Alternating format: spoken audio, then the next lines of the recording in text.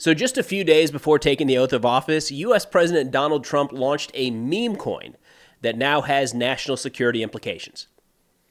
Yep, welcome to 2025, I guess. Now, for starters, this isn't a crypto channel. I'm not deep into that space, so if that's what you're looking for, kind of a deep dive into the Trump coin, look elsewhere. There's also pretty colorful, I'll say, conversation happening around the internet today around the moral, ethical, legal, and financial implications of what's happening here.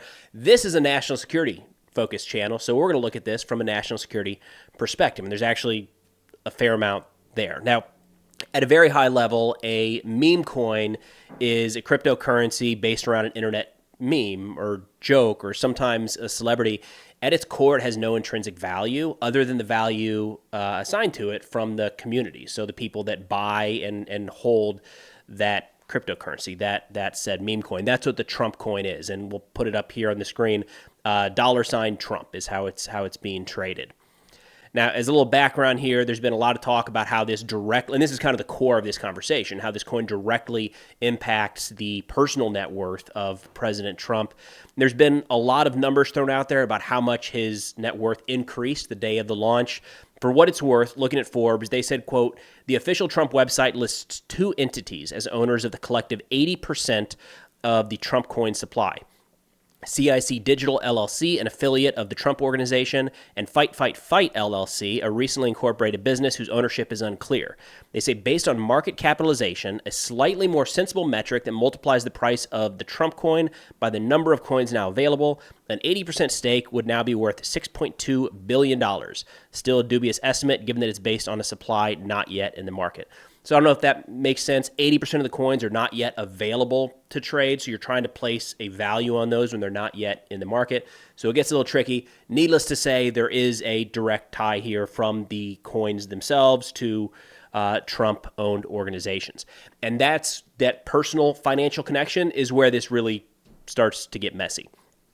So to lay out a bit of a scenario here as to how this could have a direct negative impact on U.S. national security, we have to keep in mind that the nature of cryptocurrency is a little bit unique here in that these transactions would occur outside of the traditional banking system and are technically anonymous. Now, more on that in a second, but generally what that means is that this would be harder to track and to trace than would, say, a wire transfer. It's something we have to keep in mind.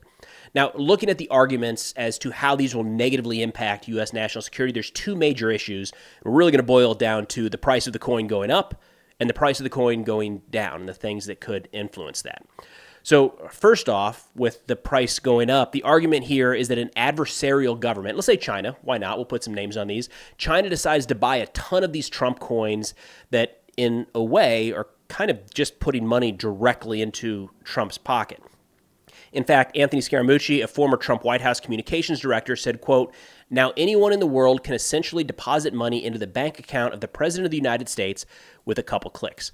So that side, the price going up is pretty simple. It's like essentially pay to play, right? That's a type of corruption that's been around forever, I guess. This is just a different way of looking at it. It would be the corruption via an entity or an individual around the world giving money directly to Trump through this coin, recognizing that it would directly influence his net worth, with the idea that in response to that, they would receive something of benefit, right?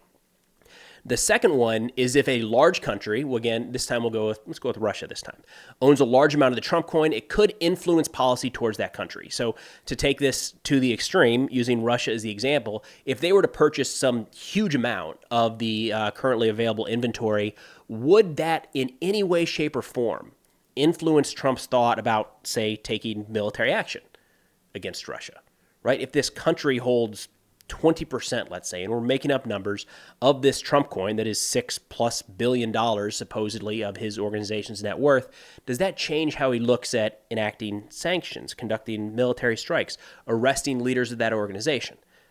I don't know. That's one of the arguments being brought forward here. In fact, Norman Eisen, a CNN legal analyst and former U.S. ambassador to the Czech Republic, pointed out that this might represent, quote, the most profound conflict of interest in the modern history of the presidency, indicating that Trump's policy decisions could be influenced by the coin's performance.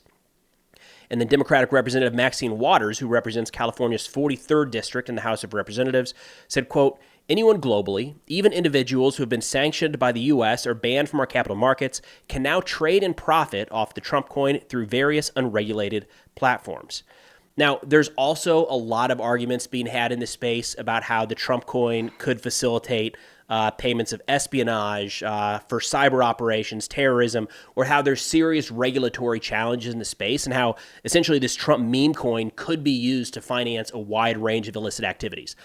I'm not really going to focus on any of that because from what I can tell, that's no different than any cryptocurrency. Those are arguments against the general crypto market as a whole. It's not like there's a terrorist organization out there that was thinking, we got to find a way to pay our guys to do ABC, and they had no way to do it. And then the Trump coin came out, and they're like, good news, now we can finally pay those guys to do their terrorist stuff, right? There's a ton of options across the crypto markets if they wanted to go that route. The Trump coin technically could be one of those, but I'm not sure why it would open up any new doors to those bad actors that wasn't there before, during, or even going forward. In fact, I would argue that there's probably other cryptocurrencies that are more effective at actually paying for some of those illicit goods. Again, however, I am not a crypto guy, so don't take any of this video as personal financial advice. I am, however, a military guy, so I do feel pretty confident in saying that RMA Armament is worth checking out. This is a veteran-owned business who produce 100% of their products here in the United States. For military and law enforcement, they have the lightest American-made Level 4 plate in its price range. For volunteers and aid workers, they have helmets and soft armor kits. And for everyone, they've got a wide range of quality tactical bags and medical kits. So a special thanks to RMA for sponsoring today's video, and be sure to check out the entire RMA line at rmadefense.com. That will also be linked in the description below. Now, shifting over to the counter arguments as to why the Trump meme coin is not actually a threat, or at least a new threat to U.S. national security. First and foremost is the transparency of the blockchain.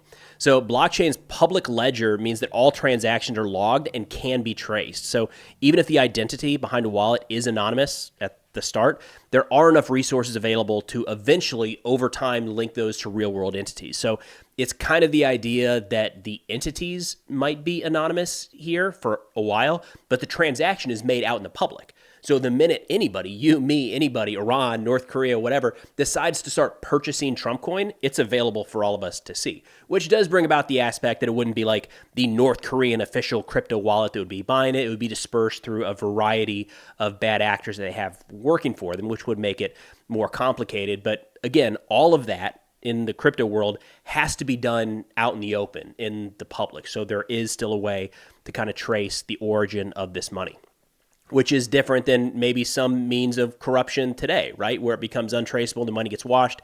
It's just a different way of looking at it.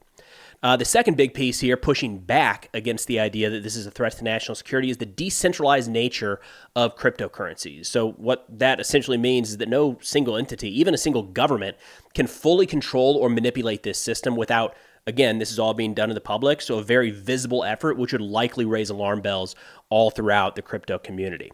And then the last one here, which I felt like is worth throwing out, is the speculative nature of meme coins. Remember how at the beginning I said there's no like real intrinsic value with any of these? The Trump coin, for what it's worth, in the last like 48 hours has, over the span of a few hours at a time, gone up 40%, dropped 40%. Like, it's all over the map. So for a country to invest enough money into something this volatile, they're taking a pretty significant risk. Again, let's say that a country like Iran decides they're going to try to influence Trump by pumping in $1 billion into this Trump meme coin, and then it falls 40% overnight. You know, I don't know how many governments are willing to take that risk. It's pretty significant. So in terms of what to keep an eye out for, what to expect in the coming weeks and months, first off, one team, one fight. So if you're in that space and you happen to see a lot of Trump coin bought up by, I don't know, China, North Korea, Iran, Islamic State, Al-Qaeda, the Houthis, of course, and Russia, you know, flag it down. Team effort on this one. We don't even want to get that started if we don't have to. But seriously, what I would probably expect to see here before too long is this whole conversation, the national security impacts around cryptocurrencies, brought to the forefront. So this is something that the U.S. has been focused on for quite a while, especially around trying to prevent crypto from being used to finance terrorist activities. That's never gone away. My guess is the possibilities that Trump coin could be used by a foreign adversary to try to influence the president and in turn our foreign policy will probably raise this up a little bit, and we'll start to see maybe some regulations come into place. Something is going to come about because, again, it's not a new threat. It's just brought to the forefront just in the last couple days here. But hey, welcome to 2025. This wasn't exactly what I thought I'd be talking about today, but as you dig into it, you can see there's like legitimate national security concerns here, so I figured it was worth diving into. But that's all I got for now. Thanks for watching. I'll see y'all next time.